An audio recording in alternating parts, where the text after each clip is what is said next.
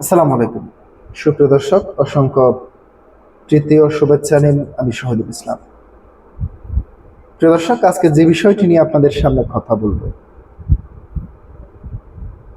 সদ্য পদত্যাগী রাষ্ট্রপতি শাহাবুদ্দিন আহমেদের বিরুদ্ধে ইতিমধ্যে এনসিপি সহ বেশ কয়েকটি রাজনৈতিক দল গ্রেফতারের দাবি জানাচ্ছে।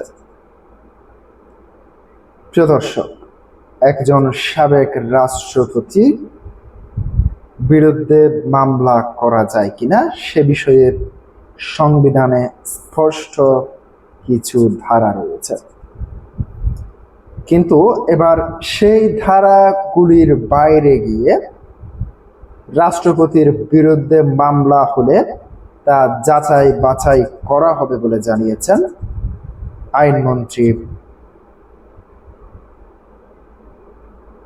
প্রিয় দর্শক, কেন তিনি এই ধরনের বক্তব্য দিয়েছেন?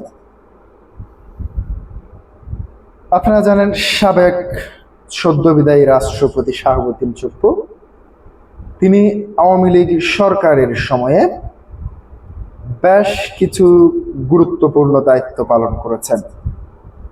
তিনি দুর্নীতি দমন কমিশনে ছিলেন, তার পাশাপাশি তিনি ইসলামী ব্যাংকের পরিচালনা পরিষদে ছিলেন এবং এর আগে তিনি বিচারক কিংবা আইনজীবীর হিসেবেও দায়িত্ব পালন করেছেন। এক সময় তিনি সাংবাদিকতাও করেছেন।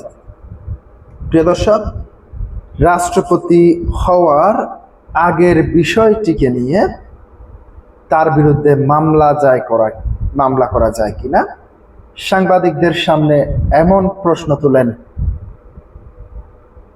সাংবাদিকরা এমন প্রশ্ন তুলেন আইনজীবীকে।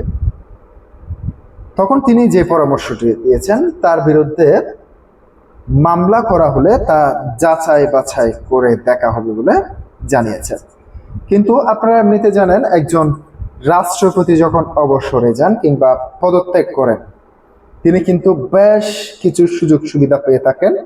তার ব্যক্তিগত পিএস থেকে শুরু করে নিরাপত্তা ব্যবস্থা, এমনকি সরকারি পেনশন সহ অনেক কিছু সুবিধা পেয়ে থাকেন। কিন্তু সংবিধানের আর্টিকেলে কি বলা আছে এবং আইনমন্ত্রী এ বিষয়ে কি বলছেন, সেটি আপনাদের কাছে দৈনিক ইত্তেফাক থেকে তুলে ধরার চেষ্টা করছি।